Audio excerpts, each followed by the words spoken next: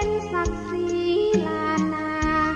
สมคำชมว่าลำพูนเมืองงามองค์พระธาตุเจ้าหาริพูนชัยผู้เมืองยิ่งใหญ่ของชนทั่วไทยแส่สองลือนามน้อมกล่าวเนื้อรอยพุทธบาทเหมือนทิพย์สถานแวววาม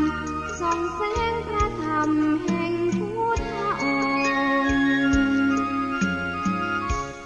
จามมาเทวีจอมราชินีสูงส่งองค์พระแม่เจ้าผู้รังธรรมรงปิ่นอนงหาริพูนชัยทานน้ำทุ่งนาป่าสวยสะพรั่งแม่กวงล้นฝั่งโอ้แดนป่าสางดังมนต์มัดใจเห็นดอยขุนตาลครึ่งสวงน้ำตกวังหลวงเพลินไพรหาริพูนชัยฟังใจไม่ลื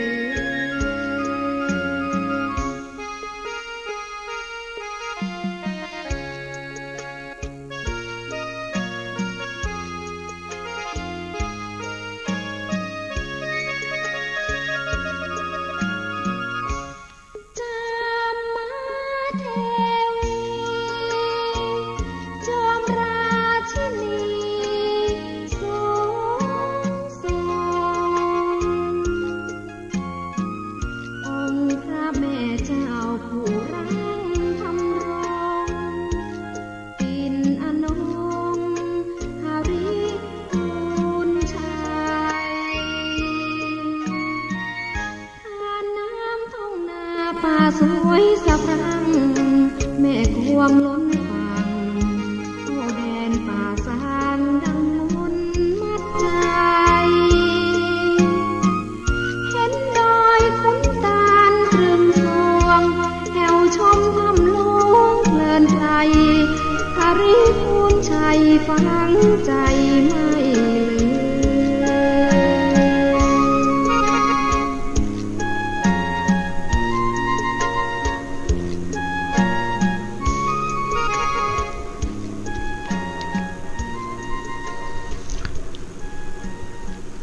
ขอความนอบน้อมจงมีแด่องค์สมเด็จพระสัมมาสัมพุทธเจ้าพระองค์นั้นขอนมัสการซึ่งพระธรรมอันเป็นคำสอนของพระผู้มีพระภาคขอแตบไตรไวสาแด่พระอริยสงฆ์เจ้าสี่กู้แปดจำพวกผู้เป็นเนื้อนาบุญแห่งโลกยกมือไหว้สารับเปิงระลึกถึงคุณของครูบาอาจารย์เจ้าทั้งหลายตลอดจนถึงเจริญสุขสวัสดีแด่บรรดาสาธุชนญาติโยมผู้ที่ติดตามรับฟังรายการทุกท่านทุกคนขณะนี้ท่านกำลังติดตามรับฟังรายการใต้ห่มพระรัตนตรัยออกอากาศของครูเจ้าของวันพุธตั้งแต่เวลา 5 นาฬิกาจนถึงเวลา 6 นาฬิกาเป็นเวลาอยู่1 ชั่วโมงด้วยกันและดำเนินรายการโดยอาตมาภาพอนาลัยอนาลโยเจ้าวาดวัดน้องเงือกตำบลแม่แรงอำเภอป่าซางจังหวัดลำพูนโดยที่สาธุชนสามารถติดตามรับฟังรายการได้ทางสถานีวิทยุเพื่อการศึกษาพระพุทธศาสนาและวัฒนธรรมคลื่น FM 104.50 เมกะเฮิรตซ์วัดไฟหินต้องกราบขอบพระคุณแด่หลวงพ่อท่านพระครูปริยัติยานุศาสตร์ที่ปรึกษาเจ้าคณะอำเภอเมืองเชียงใหม่และขออนุโมทนาขอบคุณกับท่านอาจารย์พระครูสมุวิศวัตรวรกิจโจผู้อำนวยการสถานีวิทยุคลื่น FM 104.50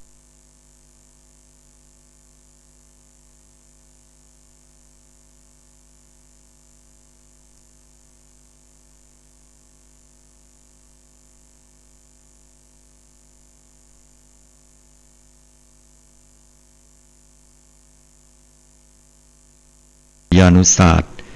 ที่ปรึกษาเจ้าคณะอำเภอเมืองเชียงใหม่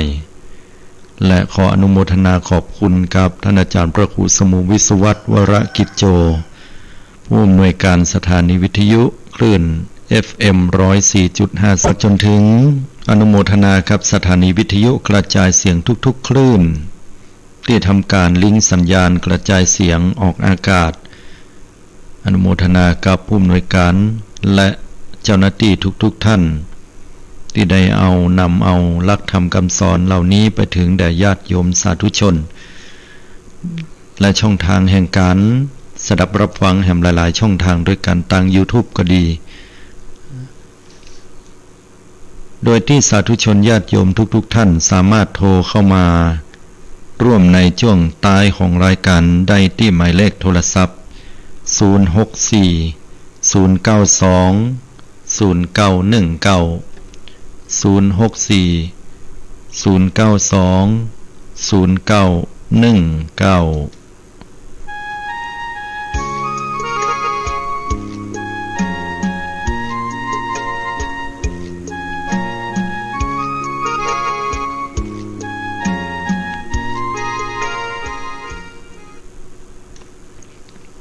สาธุชนญาติโยมทุกท่าน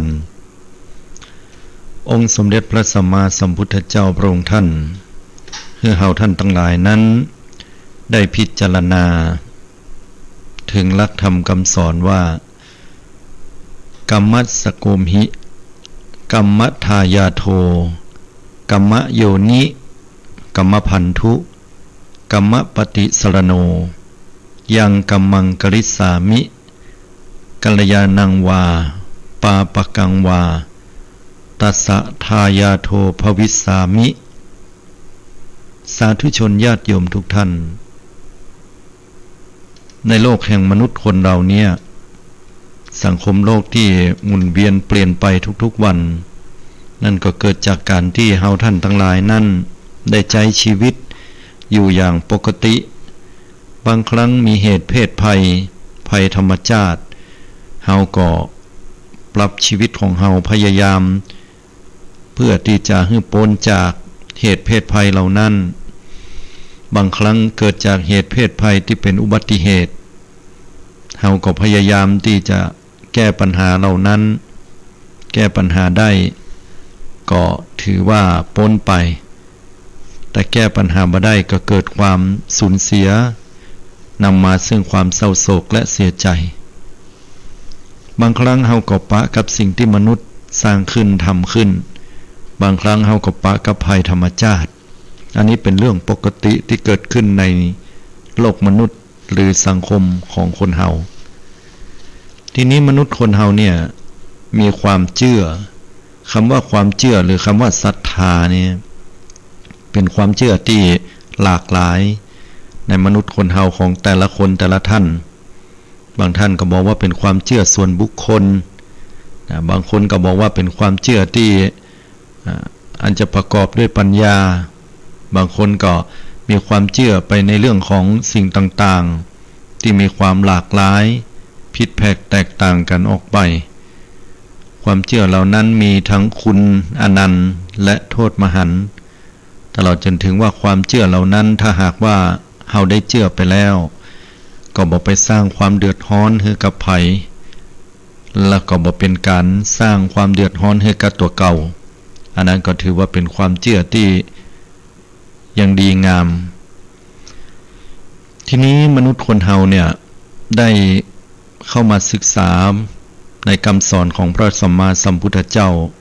เมื่อคราวครั้งที่พระพุทธศาสนาได้มีอิทธิพลเข้ามาถึงบ้านถึงเมืองแผ่นดินถิ่นสยามหรือประเทศไทยของเฮาเนี่ยเป็นเวลาช้านานเหมือนกันแต่เนื่องจากว่าช่วงเวลาที่ยังบ่มีหลักธรรมคำสอนของพระสัมมาสัมพุทธเจ้าเข้ามาถึงเนี่ยมนุษย์คนเฮาก็มีความเชื่ออันหลากหลายกันออกไปบอกว่าเฮาจะมีความเชื่อโดยเฉพาะล้านนาของเฮาล้านนาล้านจ้างก็จะมีความเชื่อเรื่องของโจกของลางความเชื่อเรื่องของผีสางนางไม้เชื่อว่ามีผู้ที่มีอำนาจอันเล่นลับที่จะต้องดลบันดาลชีวิตให้เป็นไป รือความเชื่อเหล่านี้อาจจะเกิดจากการที่เป็นกุศโลบายที่ดีของนักปราชญ์ในยุคสมัยก่อนเพื่อต้องการให้คนทั้งหลายเหล่านั้นได้อยู่กันเป็นปกติสุขเป็นการควบคุมดูแลเสมือนดังเป็นกฎหมายโดยทางอ้อมก็คือบัญญัติจารีตประเพณีความรู้ต่างๆยกตัวอย่างเช่นว่าเรื่องของความเชื่อเรื่องผีสางนางไม้นะความเชื่อเรื่องผีเนี่ยก็จะมีกันผีบรรพบุรุษถ้าหากว่าบุรุษใดไปต้องเนื้อต้องตัวของสตรีเพศอันเป็นเพศที่จะต้องดูแลกันเป็นพิเศษอันนี้ก็จะถือว่าผิดผีเมื่อผิดผีแล้วก็จะต้องมีการเสียผีนะหรือว่าต้องมีการขอขมาบ่อันแล้วจะต้องมีอันเป็นไปก็เกิดความบ่สบายใจนะก็จะต้องมีการไปขอขมาอภัยเพื่อตัวเก่านั้นจะบ่ได้ประสบสิ่งเหตุร้ายอันใดอันนี้เป็นเรื่องของความเชื่อที่นักปราชญ์ในยุคสมัยก่อนอันชาญฉลาดแฝงไว้ซึ่งทำให้เฮานั้นได้ปฏิบัติสืบกันมาคนรุ่นหลังนั้นก็บ่ได้อิคลิกใจอันใดความเชื่อบางอย่างนั้นก็เชื่อเรื่องของเทพเทวดาทั้งหลายเทวบุตรเทวดาอันดลบันดาลอย่างเฮาคงจะเคยได้ยินว่าจะต้องมีเทวดาเป็นผู้ดลบันดาลให้จะทำมันไหนก็เกรงว่าเทวบุตรเทวดานั้นจะมาทำร้ายทำลายบางเตื้อเขาก็ต้องไปทำเมื่อทำมอพ่องบางเตื้อเขาก็คิดว่าเขาไปวัดห่างก็ดีไปที่ไหนก็ดีแล้วเขาก็โดนผีหรือว่าเทวดาที่นั้นๆเนี่ยเป็นลงโทษเนื่องจากว่าเขาไปขึ้นที่ต่ำย่ำที่สูงหรือแม้แต่มาวัดมาวาก็ตามศรัทธาญาติโยมไปวัดไปวากันแล้วคิดว่าเข้าไปวัดบ่ได้ก็กลัวว่าเขาจะเผลอไปขึ้นที่ต่ำย่ำที่สูงแล้วก็เทวดาเหล่านั้นก็จะลงโทษนะเป็นสิ่งที่เล้นลับเป็นพลังที่ตาบ่หันบางคนก็เชื่อในเรื่องของพระพรหมเป็นผู้สร้างพระพรหมเนี่ยเป็นผู้ที่สร้างโลกโดยที่เฮาคิดว่าเป็นสร้างโลกแก่นนี้มาก็พระพรหมน่ะก็เป็นผู้สร้างถ้าพระพรหมบ่สร้างแล้วโลกเขาจะมีเป็นหน่วยเป็นแก่นขึ้นมาได้อย่างใดแรกเริ่มเดิมทีพระพรหมก็ใช้ขี้ไคตัวเก่าตามนิยายปรัมปรานะเก่าออกมาแล้วก็มาแปลงนะปั้นแปลงแล้วก็ส่งออกมาเกิดสืบเจื้อสืบสายสืบทายาทกันแล้วก็สร้างเดือนสร้างตะวันเนี่ยบางคนก็เชื่อกันอย่างนั้นแม้แต่ศาสนาพุทธของเฮาเนี่ยถ้าตามประวัติที่กล่าวไว้ในพระไตรปิฎกหมู่นอกศาสนาหรือศาสนาอื่นลัทธิความเชื่อของศาสนาพราหมณ์ฮินดูเพื่อก็มีความเชื่อในเรื่องของเทพเจ้าปรีมูลติความเชื่อเรื่องว่ามีพระผู้สร้างมีพระผู้รักษาและพระผู้ทำลายอย่างเนี้ยเป็นต้นตลอดจนถึงความเชื่อในเรื่องราวต่างๆแห่งนักมากปวงลวงลายความเชื่อเหล่านี้ถ้าหากว่าไหนที่บ่เป็นไปทำให้เฮาเดือดร้อนหรือทำให้ผู้อื่นเดือดร้อนมันก็บ่เป็นหยังเชื่อถือกันได้เป็นเรื่องความเชื่อส่วนบุคคลเชื่อเรื่องโจกเรื่องลางเรื่องอะไรอย่างก็แล้วแต่พระสัมมาสัมพุทธเจ้าพระองค์ท่านนั้นได้ชี้แนวทางแห่งความเป็นจริงว่าที่แท้แล้วเนี่ยชีวิตคนเฮานั้นเกิดขึ้นด้วยสิ่งใดและความเชื่ออันไหนพ้องที่เป็นความเชื่ออันนำไปสู่ความพ้นทุกข์นั่นก็พระองค์ท่านได้ทรงแสดงในเรื่องของทุกสิ่งทุกอย่างที่เกิดขึ้นบอกว่าเฮาจะทำมันยังก็ตามในชีวิตเฮาก็ล้วนแล้วแต่เกิดมาด้วยแรงดันแห่งกรรมคำว่ากรรมก็คือการกระทำบ่ได้บ่งว่าดีหรือว่าบ่ดีถ้าหากว่าเฮาทำดีเปิ้นฮ้องว่ากุศลกรรมหรือว่ากุศลกรรมแปลว่าเป็นสิ่งที่ดีงามหรือว่าเป็นบุญถ้าหากว่าทำบ่ดีบุคคลทำบ่ดีด้วยกายวาจาใจอันนี้ก็ฮ้องว่าอกุศลกรรมหรือว่าอกุศลกรรมนั่นก็ได้แก่บาปและมีแห่งกรรมนึงคืออภยากตกรรมคือกรรมที่เป็นกลางๆบ่เป็นบุญบ่เป็นบาปทีนี้เอาสองอย่างเนี่ย ว่าไปก่อนนั่นก็คือกรรมที่เป็นฝ่ายบุญและกรรมที่เป็นฝ่ายบาปเฮาก็ได้ศึกษาเรียนรู้หลักธรรมคำสอนของพระสัมมาสัมพุทธเจ้าแต่เนื่องจากว่าพระผู้มีพระภาคเนี่ยก็ทรงคัดค้านความเชื่อเดิมของบรรดาคนในชมพูทวีปในยุคนั้นสมัยนั้นเป็นอย่างนักเพราะว่าเนื่องจากพระสัมมาสัมพุทธเจ้านั้นก็พระองค์ท่านได้บอกว่าคนเฮานั้นมีความทัดเทียมกันทุกๆคนบุคคลเนี่ยจะดีหรือจะชั่วจะเลวหรือจะดีได้ดีสิ่งใดก็ขึ้นอยู่กับการกระทำตัวเก่าคือเข้าทำนองว่าทำดีได้ดีทำชั่วได้ชั่วนั่นแหละญาติโยมทั้งหลายทีนี้ในประเทศอินเดียเนี่ยมีชนชั้นวรรณะอยู่แล้วชนชั้นวรรณะกษัตริย์พราหมณ์แพทย์ผู้ที่สูงส่งเหล่านี้ถือตัวเก่าว่าเป็นผู้ที่ประเสริฐกษัตริย์ก็ถือว่าเป็นผู้ที่เกิดมาจากแขนถึงสองข้างของพระพรหมพราหมณ์ก็ถือว่าตัวเก่าเกิดมาจากปากของพระพรหมส่วนวรรณแพทย์ซึ่งแปลว่ากาขายตัวเนี้ยถือว่าเกิดมาจากขาของพระพรหมเป็นผู้ที่ประเสริฐที่สุดส่วนวรรณะที่ต่ำที่สุดนั้นก็คือวรรณะสูตรซึ่งเป็นวรรณะที่ถือว่าเป็นเกิดจากเท้าหรือว่าตีนของพระพรหมแล้วก็ความเชื่อเหล่านี้ก็เป็นเหตุเป็นปัจจัยเป็นช่องว่างระหว่างสังคมเกิดการยกการข่มต่อผู้อื่นหรือว่าเป็นการถือทิฏฐิมานะว่าตัวเก่าประเสริฐแต่วรรณะต่ำๆนั่นเป็นวรรณะที่บ่ประเสริฐแล้วก็แม้แต่จะมีบางวรรณะที่เกิดต่ำไปกว่านั้นเกิดจากพ่อแม่ที่ได้เป็นกู้ข้ามวรรณะกันคือวรรณะชั้นสูงกับวรรณะชั้นต่ำพอไปเสพสุขกันแล้วหรือแต่งงานกันแล้วลูกเกิดมายิ่งจะเป็นเสนียดจันไรในสังคมนั้นเปิ้นฮ้องว่าจันทานหรือจันดานที่นี้จันทานหรือจันดานเนี่ยเกิดมาแล้วบ่ได้รับอิสรภาพ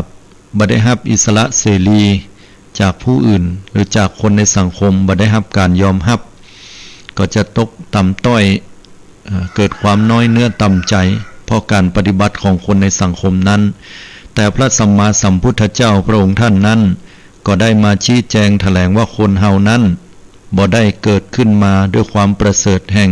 ชาติกำเนิดบ่ได้เกิดมาว่าลัทธินั้นลัทธินี้หรือ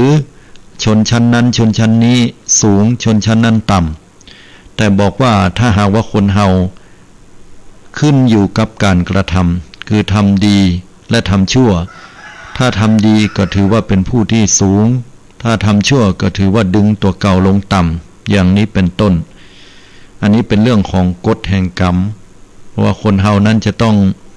มีชีวิตอยู่ภายใต้กฎแห่งกรรมที่เฮากระทำอยู่มนุษย์คนเฮานั้นถ้าหากว่าปฏิบัติตนอยู่ในความเป็นดูแลซึ่งราษฎรไพร่ฟ้าประชาชนทั้งหลายให้อยู่ดีมีสุขอันนั้นเปิ้นก็ฮ้องกันว่ากษัตริย์ปฏิบัติอยู่เรียกว่าเป็นกษัตริย์ได้โดยการกระทำมนุษย์คนเฮานั้นเป็นพราหมณ์ได้ก็ด้วยการตื้อร่ายมนต์ที่ประกอบพิธีสิ่งต่างๆเหล่านี้อันนี้ก็ฮ้องว่าเป็นพราหมณ์บุคคลผู้ค้าขายทำหน้าที่ในการค้าขายยึดอาชีพการค้าการขายในอาชีพต่างๆพระพุทธเจ้าก็ฮ้องว่าอันนี้คือแพทย์หรือว่าพ่อค้าแม่ค้าเนี่ยอันนี้มนุษย์คนเฮาเนี่ยเป็นไปตามกรรมเนี่ยกรรมุนาวัตติโลโกสัตว์โลกเป็นไปตามกรรมถ้าเฮาตั้นทั้งหลายยึดอาชีพอันไหนญาติโยมบางท่านเป็นพ่อค้าแม่ขายนะเปิ้นก็ฮ้องว่าเนี่ยเฮาเป็นพ่อค้าแม่ขายโดยการกระทำถ้าหากว่าเฮามีเงินมีทองแล้วสังคมยอมรับยกย่องถือว่าเป็นหน้าเป็นตาเปิ้นฮ้องพ่อเลี้ยงแม่เลี้ยงก็เกิดจากการกระทำนะล้วนแล้วแต่เกิดจากการกระทำของตัวเก่าทั้งนั้นนะบอกว่าจะเป็นสมณะชีพราหมณ์เป็นพระสงฆ์องค์เจ้าถือศีล227ศีล10นะปฏิบัติอยู่นุ่งห่มผ้ากสาวพัสอยู่วัดอยู่วาปฏิบัติกิจแห่งสงฆ์เปิ้นก็ฮ้องว่าเป็นตุเจ้าเป็นเนนโดยการกระทำอันนี้คือกรรมในความหมายของพระพุทธเจ้าว่าเนี่ยอันใดก็เป็นอันนั้นแต่ว่ามนุษย์คนเฮาเนี่ยพอได้ศึกษาหลักธรรมคำสอนของพระสัมมาสัมพุทธเจ้าอย่างบ่ครอบคลุมแล้ว ก็เกิดความเข้าใจผิดคิดไปอย่างนักเลยว่าพระพุทธศาสนาเนี่ยบัญญัติเรื่องของกรรมอย่างเดียวหรือว่ากรรมในที่นี้คือ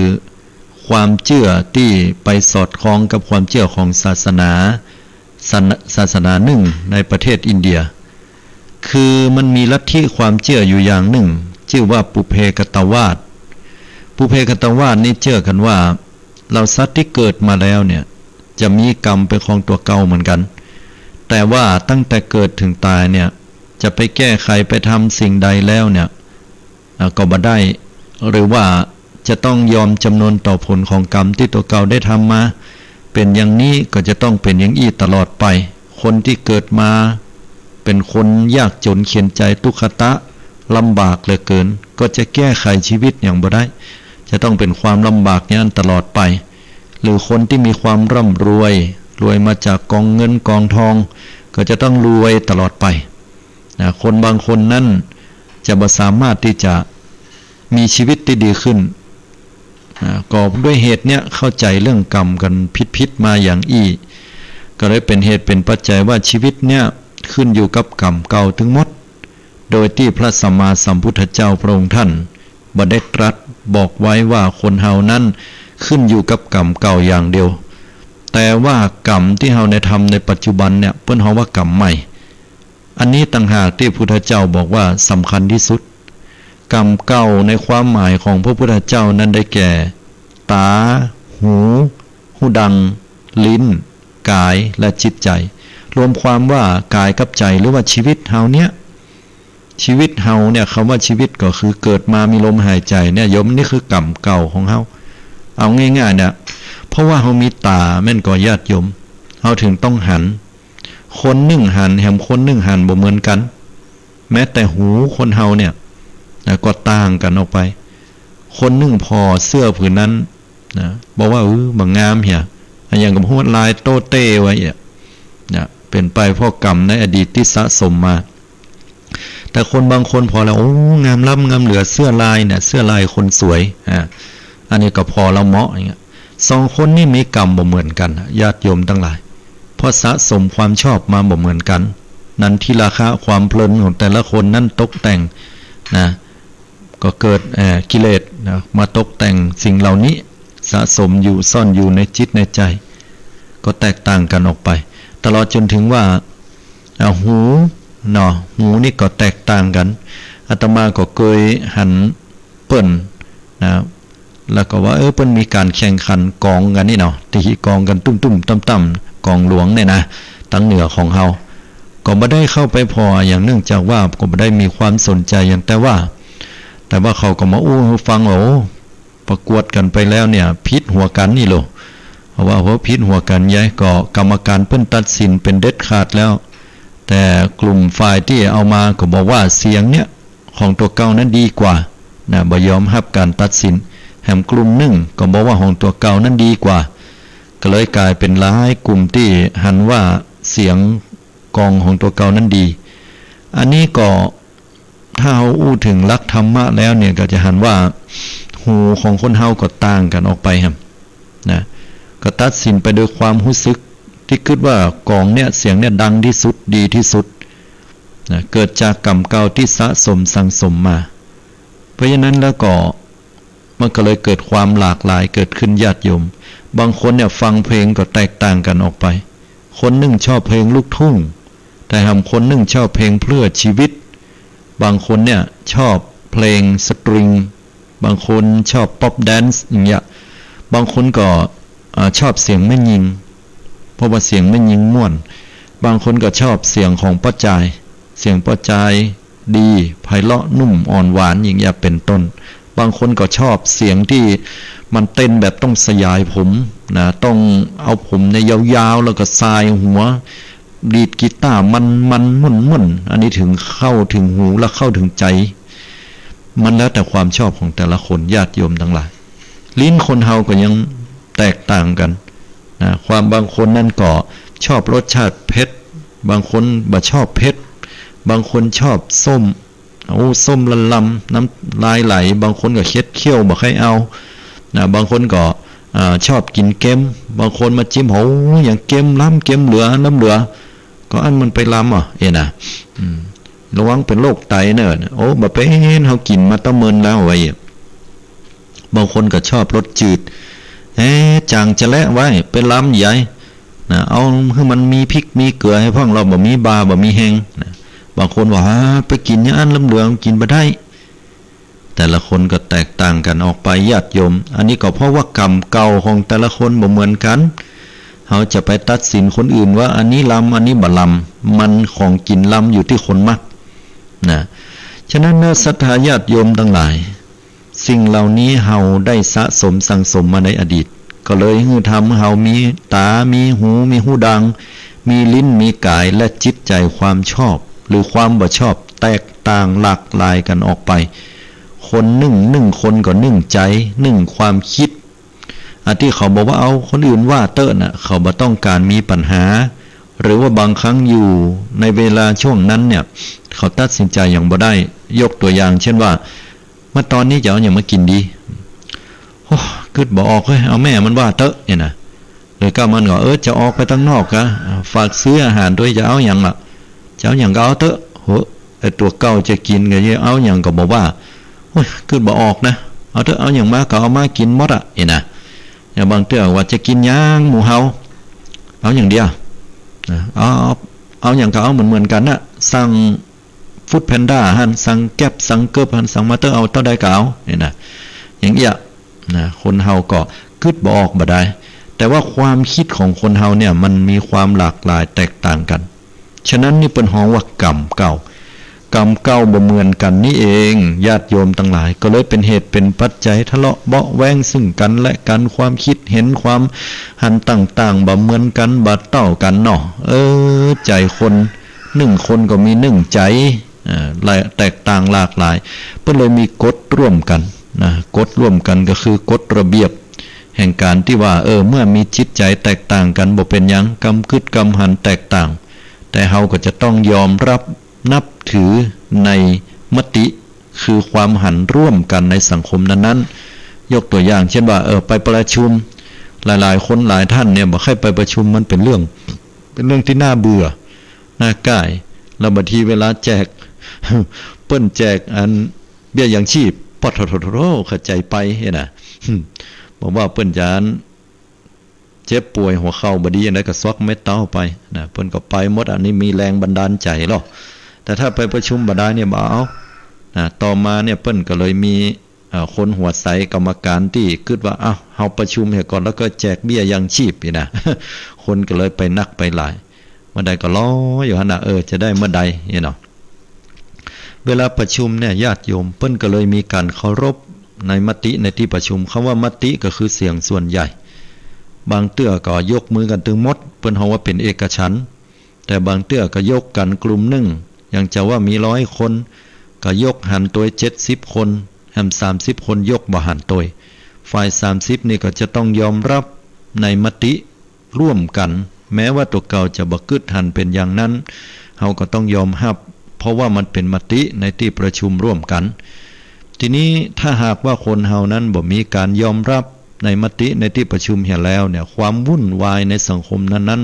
มันจะเกิดขึ้นอย่างแน่นอนเพราะว่าหาข้อยุติร่วมกันบ่ได้กลุ่มนั้นก็แห้งกลุ่มนี้ก็แห้งอันนี้ก็เกิดจากกรรมกึดกรรมหันที่บ่ลงรอยหรือว่าบ่ถูกบ่ทองบ่เป็นไปในทิศทางเดียวกันก็ฮ้องว่าเป็นกรรมเก่าเหมือนกันและญาติโยมสาธุชนทั้งหลายที่น่าเศร้าไปกว่านั้นกรรมเก่าของมนุษย์คนเฮาในปัจจุบันเนี่ยก็คือเฮาไปเชื่อในเรื่องของกรรมเก่าจนล้ำไปในที่นี้คือว่าบ่ได้มีความคิดว่ากรรมมันบ่ได้มีส่วนเดียวคือฝ่ายอดีตแต่เชื่อว่าแต่ลืมเชื่อไปว่าคนเฮาเนี่ยมีกรรมใหม่ที่จะสร้างได้ด้วยกันยกตัวอย่างเช่นว่าคนที่ทำงานอยู่กับบริษัทหรือว่าที่ใดที่หนึ่งที่มีเจ้านายอยู่เจ้านายนี่ก็เป็นคนที่เป็นคนย่อยเนาะอย่างละเอียดการงานต้องดีเพื่อเจ้านายใหญ่เพิ่นจะสั่งลงมาว่าอันนี้จะมีปัญหาเข้าใจยะเนอออเดอร์เพิ่นสั่งมานักแล้วนะต้องทำต้องเห่งกับขนาดเลย แต่พอบ่ได้ดังเป้าเรียบร้อยแล้วก็ด่าลูกน้องนะลูกน้องก็เกิดความเศร้าใจหลายครั้งเข้าความอดทนก็เป็นเหตุเป็นปัจจัยมาเกิดว่าเฮาจะขยันไปยังหยังเฮาจะขยันมันเพียรไปเงินเดือนเฮาก็บ่ได้ขึ้นปลายบ่ปอหัวหน้าหน่วยนั้นๆแผนกนั้นๆก็มาด่าเฮา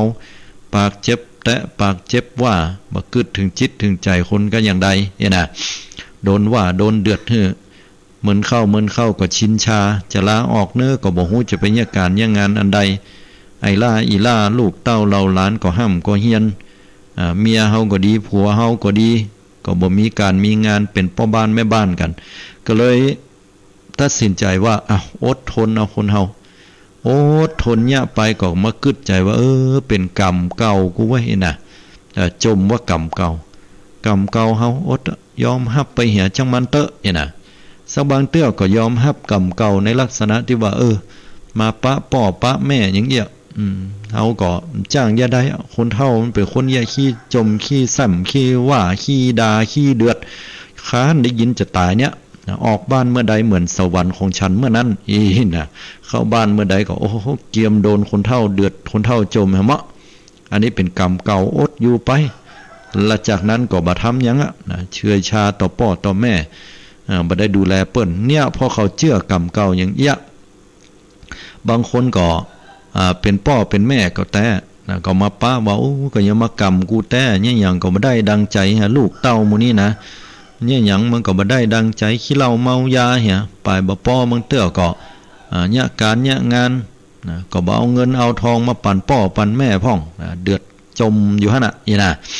กึดไปกึดมาบ่ฮู้ยใดก็กึดเป็นกรรมเก่าโทษกรรมเก่าอยู่หั่น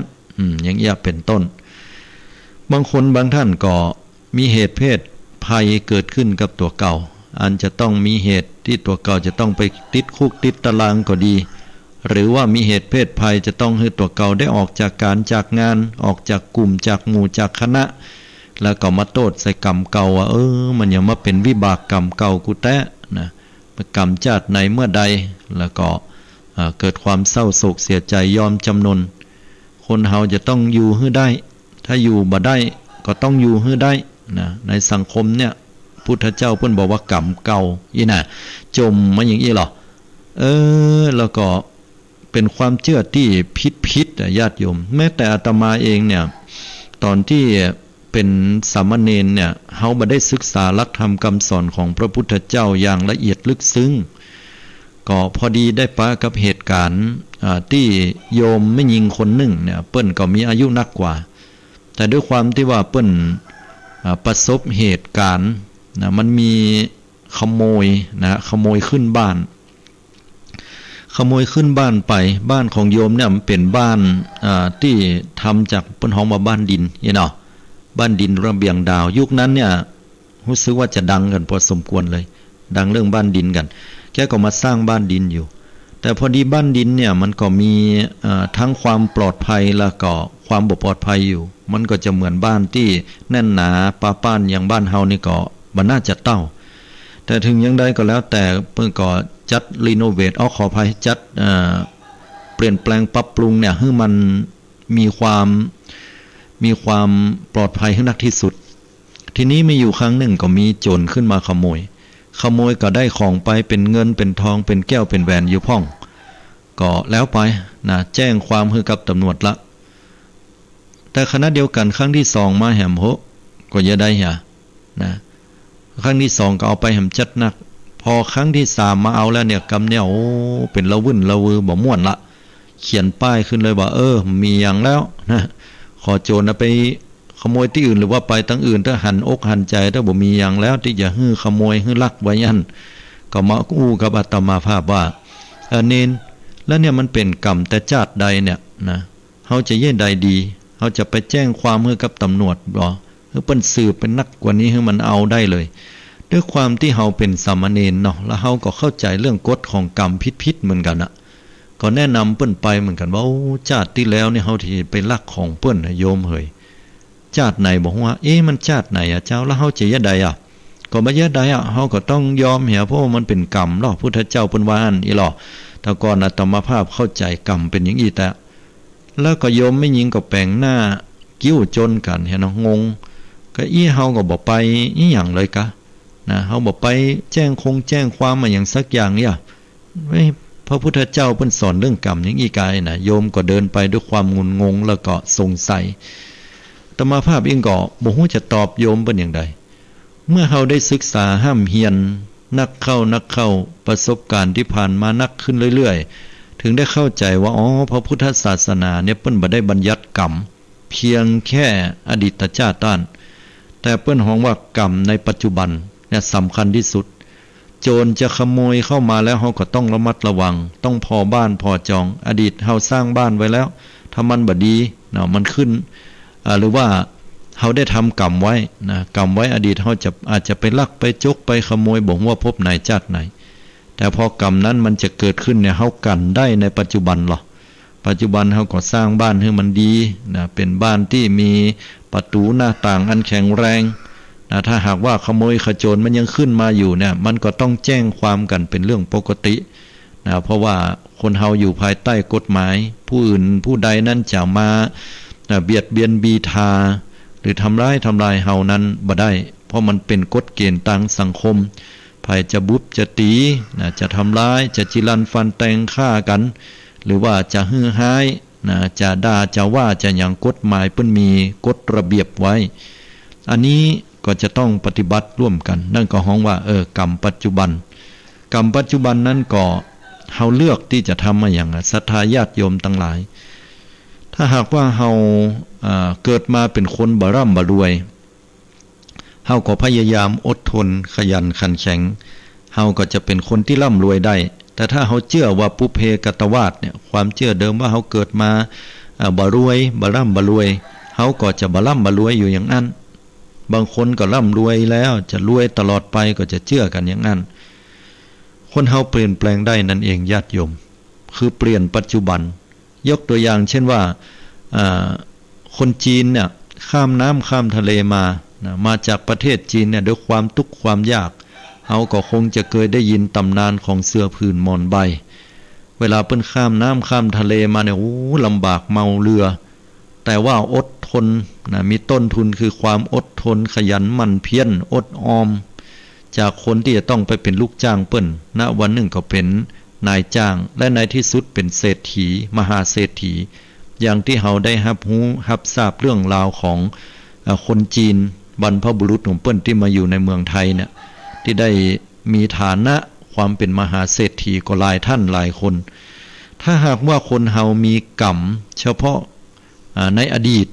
ที่สร้างมาคือกรรมเก่านั่นอย่างเดียวคนจีนก็คงจะ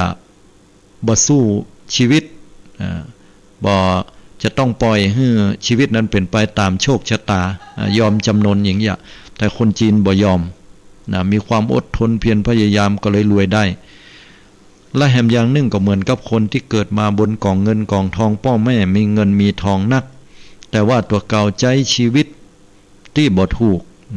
เป็นคนที่ใจเงินฟุ่มเฟือยกินอยู่ไปวันๆบ่วางแผนชีวิตตัวเก่าให้ดีในที่สุดนั้นก็เข้าตำหาว่าพ่อแม่ยังกินขว้างโบะขว้างบะพ่อแม่ตายละเป็นบ่ห้อยน้อยจาในที่สุดก็กลายเป็นคนยากจนเข็ญใจไปฉะนั้นกรรมปัจจุบันมันสำคัญที่สุดเวลาเฮาโดนคนอื่นด่าเฮาจะเนี่ยใดญาติโยมทั้งหลายการโดนด่านั้นก็ถือว่าเป็นวิบากกรรมเก่าคำว่ากรรมเก่านั่นก็คือตั้งแต่ตะวาเป็นต้นมาเนี่ยตั้งแต่ตะวาหรือก่อนหน้าเนี้ยเลยไปวันก่อนวันอย่างเนี่ยอันนี้คือกรรมเก่าในภพปัจจุบันและก็กรรมเก่าในภพอดีตชาติโดยยกตัวอย่างว่าก็ยังมาเป็นเฮาแหม่นะโดนเจ้านายด่าถ้าโดนเจ้านายด่าเฮาจะอย่างใดเขาจะปล่อยให้เปิ้นด่าแล้วก็ยอมรับกฎแห่งกรรมอย่างนั้นหรือว่าจะโดนแบบนั้นอยู่ตลอดหรือว่าข้อที่2จะปรับปรุง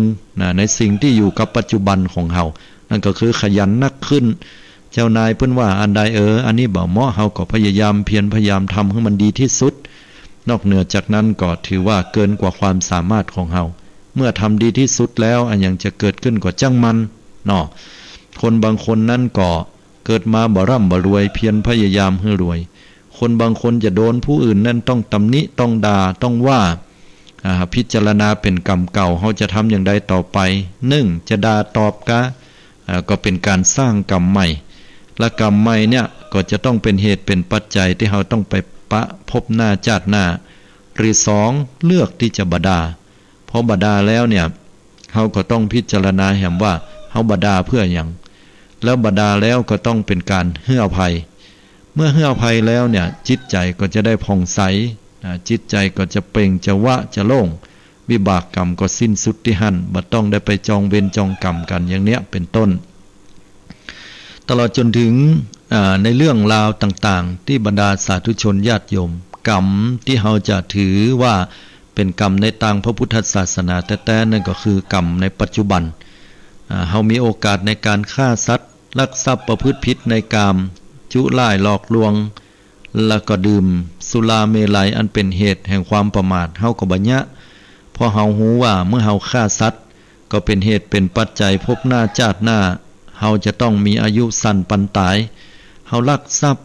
ก็เป็นเหตุเป็นปัจจัยให้ทรัพย์สินเงินทองเฮาเนี่ยอันตรธานหายไป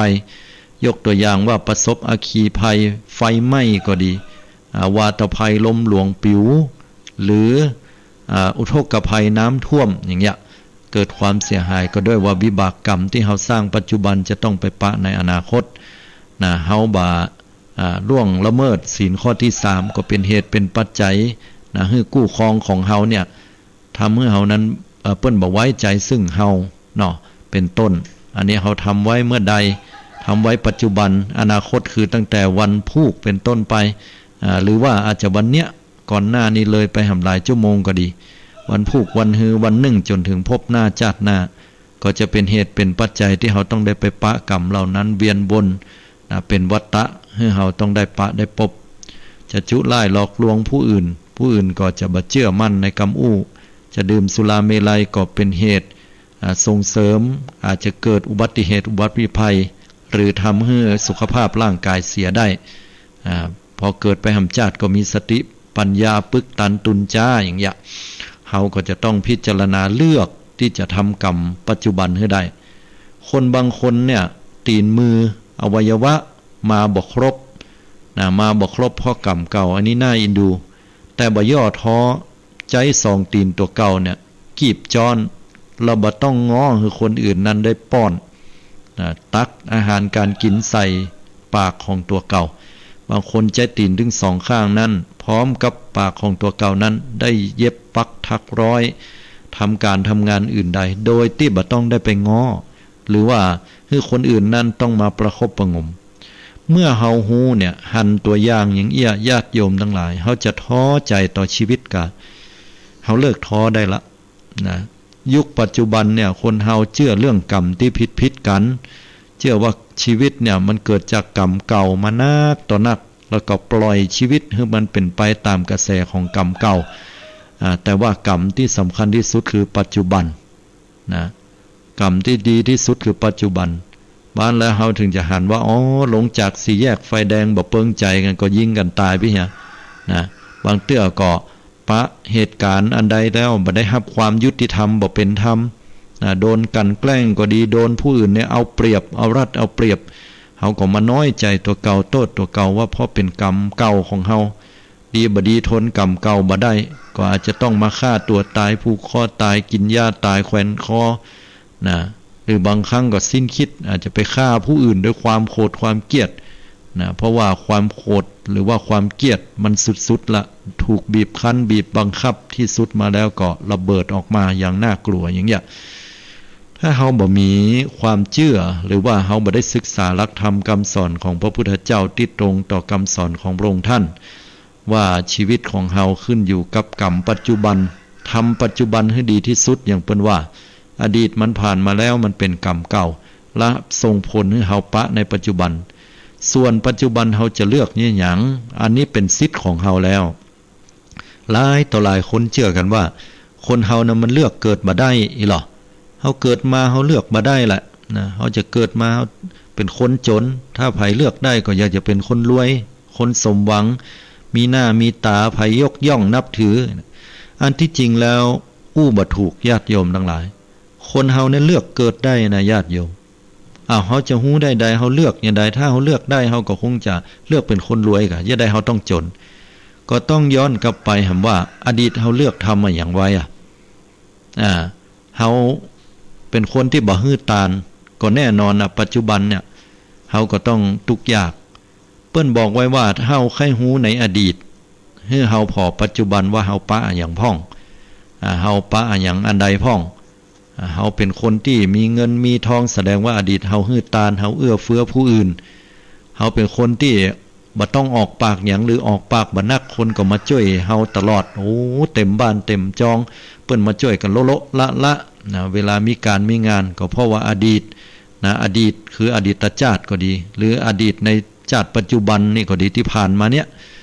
เฮาก็ช่วยเหลือผู้อื่นมีจิตสาธารณะเนี่ยเฮาย่าอันใดเฮาก็จะได้อันนั้นนะก็คิดว่าอดีตชาติเฮามาปะอย่างในปัจจุบันก็แสดงว่าเป็นแรงดันของอดีตชาติที่ผ่านมาบางคนก็บอกว่าละอนาคตเราเฮาจะเกิดเป็นหยังจะไปปะอย่างใดก็ให้เฮาพอปัจจุบันนี้ว่าเฮาทำมาอย่างลงไปพ่องนะเฮาเป็นคนโคตรคนขี้มิ่งคนเกียจนะพบหน้าชาติหน้าก็ไปสู่ทุกขติวินิบาตบ่ดีเกิดมาก็จะเป็นคนที่มีผิวพรรณวรรณะอันซามผิวพรรณบ่งามบ่มีเสน่ห์เพิ่นฮ้องว่าเป็นคนบ่มีเสน่ห์นะยังคนก็บ่ค่อยเชื่อเพราะว่าศีลข้อที่4นั้นมุสาวาทเท็จเป็นคนปึกตันตุนจาสติปัญญาบ่ดีก็โทษตัวเก่าห้ามเฮียนอย่างก็บ่ตันเปิ้นบ่ตันคนโดนหลอกอยู่ล่ำไปก็เพราะว่าอดีตนั้นล่ำแต่สุราเมลัยบ่ได้ได้จากับนักปราชญ์ราชบัณฑิตบ่ได้ศึกษาหลักธรรมคำสอนพระสัมมาสัมพุทธเจ้าคนที่มีผิวพรรณวรรณะจะงดจะงามในอนาคตก็ปัจจุบันถือศีลดีบ่เบียดเบียนบีทาผู้อื่นบุคคลผู้ที่บ่มีกรรมบ่มีเวรกับภัยที่ไหนเพิ่นก็ฮักก็ชอบเป็นที่ยอมรับผู้อื่นนะก็เพราะอดีตชาตินั้นเป็นบุคคลผู้ที่ฮื้ออโหสิกรรมต่อผู้อื่นแล้วก็บ่มีความอิจฉาริษยาผู้อื่นทรัพย์สินนั้นก็อยู่ได้เอาสิ่งใดไปวางไว้เปิ้นก็เก็บมาคืนมาฮื้อบ่โดนลักบ่โดนชกขโมยไปก็ด้วยความที่บ่อิจฉาริษยาผู้อื่นอันนี้เฮาสร้างกรรมอันใดปัจจุบันเนี่ยญาติโยมก็ขึ้นอยู่กับเฮากรรมในชาติเนี้ยที่เฮาทำเฮาจะต้องไปปะในชาติหน้าแน่นอนอย่างน้อยที่สุดนะจะต้องบวยน้อยกับปะในชาติปัจจุบันก็คือบ่เหมือนบรรณาเนี่ยเฮาจะต้องได้ปะยกตัวอย่างว่าเฮามี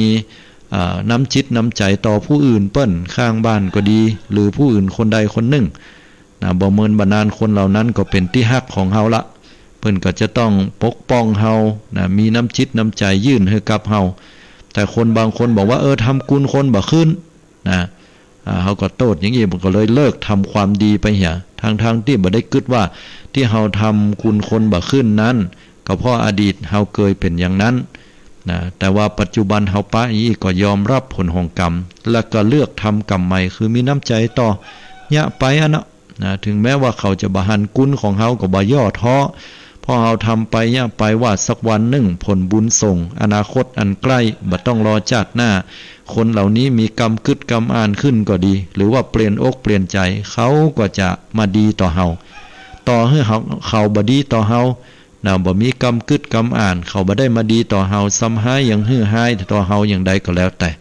ต่เฮาจงตั้งมั่นต่อความดีเหล่านั้นเพราะหยังเพราะว่าอนาคตภพหน้าชาติหน้าเฮาก็จะมีคนที่หันอกหันใจเอื้อเฟื้อเฮาได้แน่นอนอันนี้สัตว์โลกเป็นไปตามกรรมญาติโยมกรรมถึงอดีตและกรรมปัจจุบัน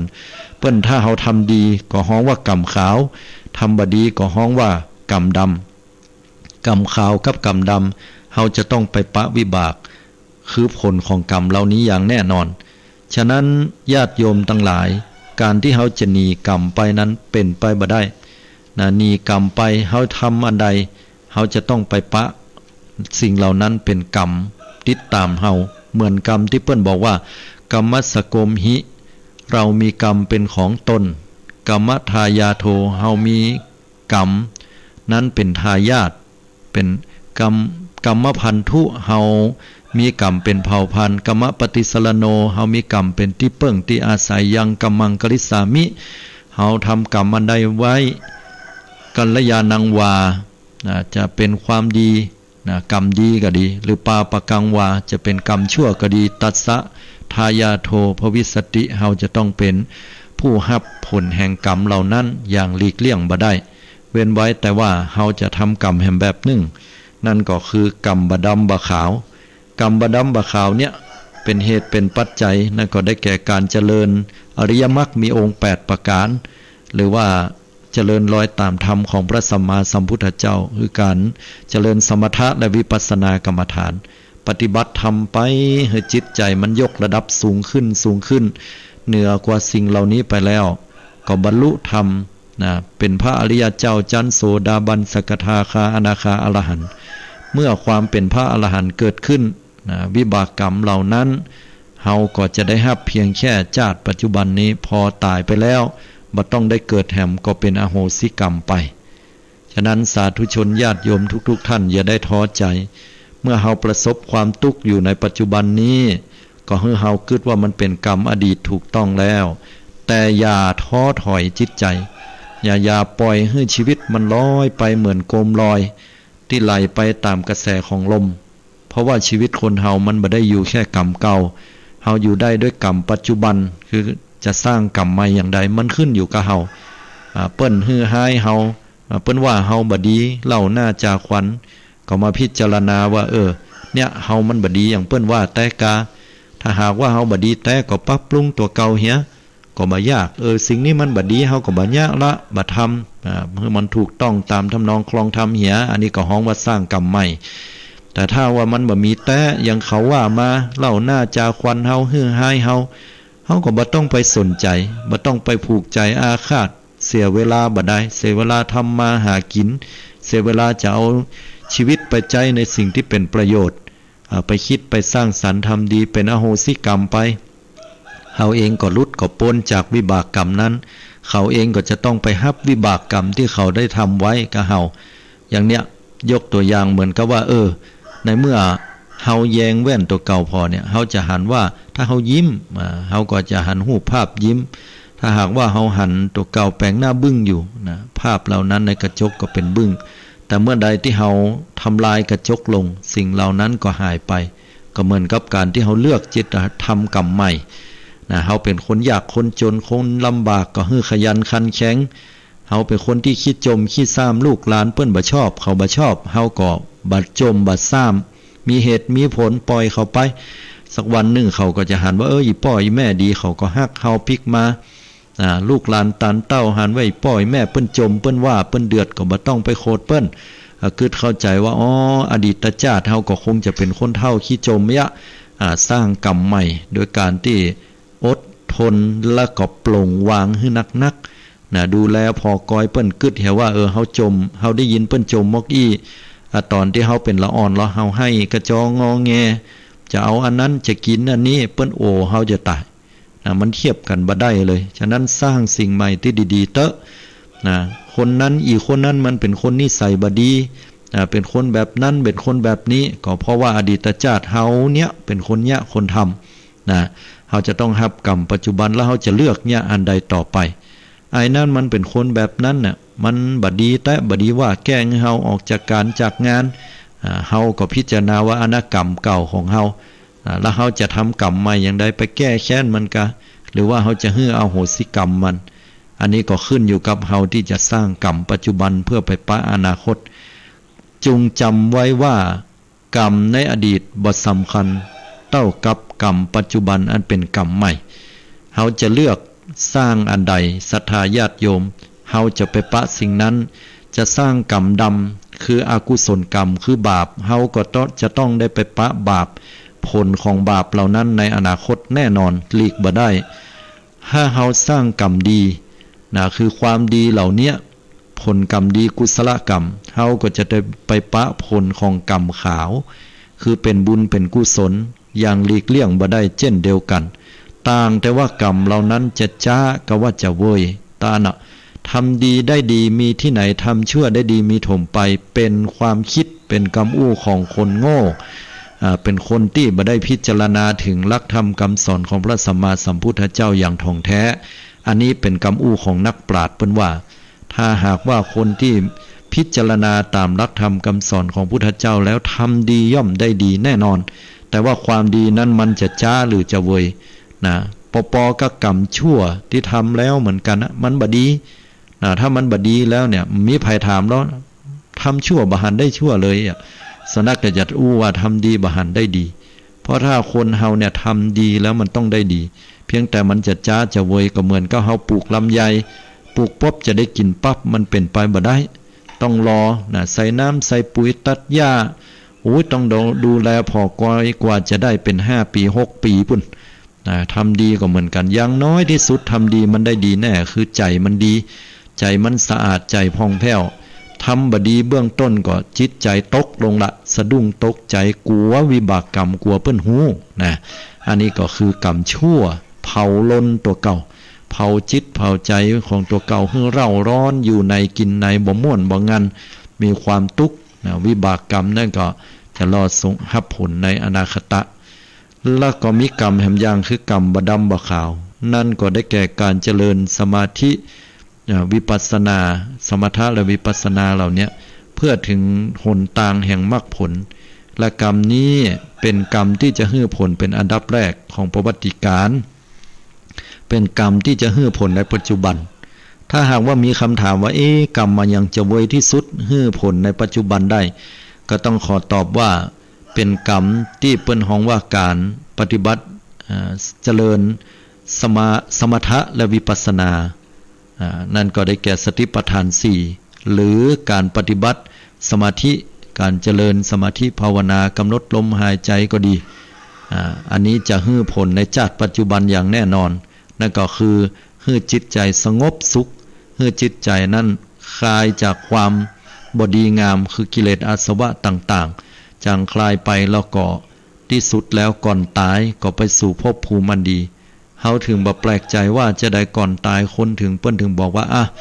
เฮานั้นภาวนาพุทโธเน้อนะคนมันบ่เคยภาวนามันก็พุทโธเป็นไฮโลอย่างเปิ้นว่านะเนาะเพราะฉะนั้นกรรมตัวเนี้ยเป็นกรรมที่ส่งผลปัจจุบันแล้วก็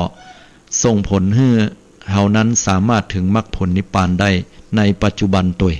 ฉะนั้นก็ขอฝากศรัทธาสาธุชนญาติโยมไว้ในเรื่องของกรรมที่จะต้องเข้าใจว่ากรรมในอดีตบ่สำคัญเท่ากับกรรมปัจจุบันอันนี้สำคัญที่สุดเลือกทำในสิ่งใหม่ๆนะญาติโยมทั้งหลายกึดใหม่กึดในสิ่งที่ดีกึดดีแล้วอู้ในสิ่งที่ดีอู้ดีแล้วทำในสิ่งที่ดี3อย่างเนี่ยคิดพูดทำเนี่ยให้มันดีเพราะถ้าเราทำบ่ดีในปัจจุบันแล้วเนี่ยอนาคตเราจะเป็นเจ้าของผลของกรรมนั้นส่วนอดีตมันจะเป็นอย่างไรจังมันเราจะทุกข์จะยากจะจนภัยจะด่าจะว่าอย่างขอจิตใจเฮามันล่มจิตใจเฮาเย็นจิตใจเฮาดีปอละญาติโยมทั้งหลายบ่ต้องเอาอย่างทำอย่างเงี้ยให้ปัจจุบันให้มันดีที่สุดบ่ต้องไปน้อยอกมองใจบ่ต้องไปจมไปซ้ำไปโคตรไปเกลียดไปแย่อย่างใดที่มันเลวร้ายไปกว่านี้สร้างสรรค์สิ่งที่ดีๆยอมรับผลแห่งกรรมอดีตแล้วสร้างสรรค์ปรับปรุงปัจจุบันทำให้มันดีที่สุดอนาคตการไปเบื้องหน้าตั้งแต่วันนี้วันพุธเป็นต้นไปจะดีเองวันนี้นำเอาหลักธรรมคำสอนมาจนถึงช่วงท้ายใช้เวลานักก็เลยบ่ได้เปิดโอกาสให้ศรัทธาญาติโยมได้โทรเข้ามาเหลือเวลาอยู่น้อยเดียวเนาะที่จริงก็064-092-0919เนาะก็รู้สึกว่าพอเวลานี้ไทยจะไปหากันเนาะบ่เหลือเวลานักแล้วจะได้หาก็เอาเป็นว่านำเอารายการเนี่ยปิกปอกไปก่อนก็แล้วกันเนาะศรัทธาญาติโยมสาธุชนทั้งหลายหวังว่าในวันนี้ศรัทธาญาติโยมที่ได้ฟังก็คงจะเข้าใจเรื่องกฎแห่งกรรมที่ดีขึ้นนักขึ้นและถูกต้องตามที่พระสัมมาสัมพุทธเจ้าได้ทรงแสดงเนาะขอคุณอานุภาพของคุณพระศรีรัตนตรัยคือพระพุทธเจ้าพระธรรมพระสงฆ์จงได้มาอภิบาลปกห่มรักษาศรัทธาญาติโยมได้ดวงตาหันธรรมนำพาไปสู่ความเป็นสัมมาทิฏฐิกระทำกรรมอันดีงามเว้นกรรมชั่ว